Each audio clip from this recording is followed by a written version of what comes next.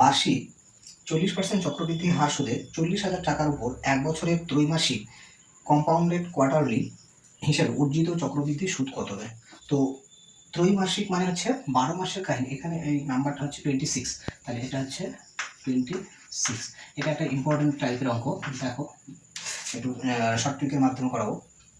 40% দেখো 12 মাস, তাই তো? তো 12 মাস মানে হচ্ছে 3 মাস অন্তর অন্তর সুদ দেবে। তাহলে 12 মাস কতবার সুদ পাওয়া যাবে? তাহলে 3 দিয়ে যদি আমি 12কে ডিভাইড করি তাহলে হচ্ছে 4 বার সুদ পাবো। কতবার পাবো? 4 বার সুদ পাবো, ঠিক আছে? 4 বার সুদ পাবো। এইবার হচ্ছে সুদের হার কত? দেখো সুদের হার হচ্ছে 40%। সুদের হার 40%। এটা হচ্ছে কত মাসে সুদ দেয়?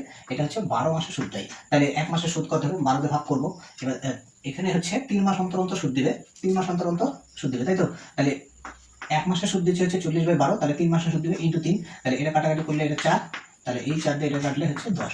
তাহলে প্রতি 3 মাসে 10% করে কিন্তু সুদ দিবে। তো 10% মানে আমরা কত জানি? 10% মানে 1/10, ঠিক আছে? 1/10। তো এইবার হচ্ছে এখানে এটা আমি করছি। তো এবার আমাদের করতে হবে কি, এটা হচ্ছে এটা প্রিন্সিপাল, এটা হচ্ছে অ্যামাউন্ট, ঠিক আছে? তাহলে আমাদের হচ্ছে 10 টাকা যদি রাখা হয়, সেই অ্যামাউন্টটা কত হবে? 1 টাকা হচ্ছে সুদ হবে, ঠিক আছে? কত মাস অন্তর? 3 মাস অন্তর। তাহলে সেটা হয়ে যাবে 11 টাকা, ঠিক আছে?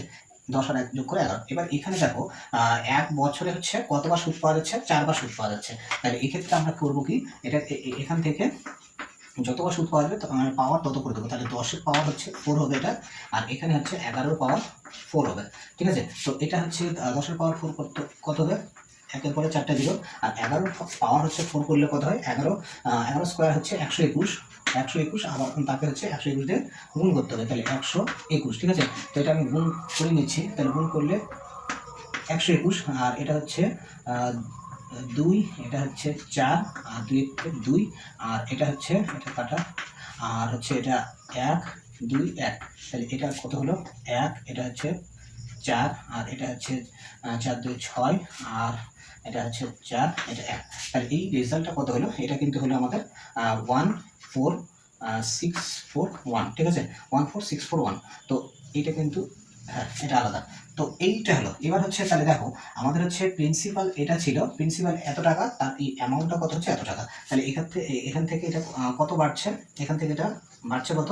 দেখো বাড়ছে, যে অ্যামাউন্টটা বাড়বে, তাহলে 10,000, আর এখানে হচ্ছে 14,641। তাহলে আমাদের কত বাড়ছে? 4,641। তাহলে 4,641, 4,641 এই টাকা হচ্ছে আমাদের সুদ হচ্ছে, ঠিক আছে? তাহলে এবার আমাদের হচ্ছে প্রিন্সিপাল কত টাকা ছিল? তাহলে প্রিন্সিপাল ছিল এটা। তো দেখো তো আমাদের হচ্ছে প্রিন্সিপাল ছিল 40,000 টাকা, ঠিক আছে? তাহলে 40,000 টাকা, ঠিক আছে? এইটা হচ্ছে কার মান? 10,000-এর মান। 10, দেখো আমার পরিকাঠামো একটু অনুন্নত হওয়ার কারণে আমি একটু শর্টে করছি। তাহলে এই 40,000-এর মানটা কত? মানে 10,000 মানে হচ্ছে 40,000। তাহলে 1-এর মান কত হবে? বাই হচ্ছে 10,000 হবে, ঠিক আছে? এইটা হলো 1-এর মান, এটা 1 ইউনিটের মান, ঠিক আছে? এবার আমাদের হচ্ছে চক্রবৃদ্ধি সুদ কত? 4,600 এটা। তাহলে ইন্টু হচ্ছে 4,641। তাহলে 4,641, ঠিক আছে? এইটা তাহলে এখান থেকে 4টা 0 ক্যান্সেল হয়ে গেল। তাহলে এটা থাকলো 4/1, মানে 4 দিয়ে এটাকে গুণ করে যেটা হবে সেটাই। তাহলে এক্ষেত্রে গুণ করার আগে ইউনিট ডিজিট হচ্ছে 4 হচ্ছে, ঠিক আছে?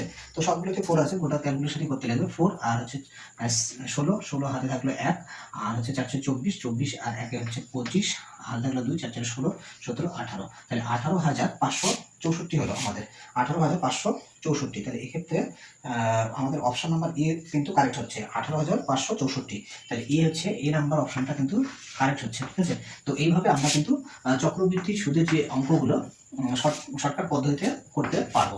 তো আশা করি তোমরা বুঝতে পারলে ভিডিওটি। তো তোমাদের কাছে আমি একটা কথা বলতে চাই। তো ভিডিওগুলো যদি তোমাদের ভালো লাগে, পরীক্ষার উপযোগী মনে হয়, তাহলে ভিডিওগুলোতে লাইক করো এবং তোমাদের পরিচিত বন্ধু বান্ধবদের মাঝে ভিডিওটি শেয়ার করো। আর আমার চ্যানেলে যদি নতুন হয়ে থাকো তাহলে আমার চ্যানেলটি সাবস্ক্রাইব করে বেল বাটনটি প্রেস করে রেখো। তো চলো পরে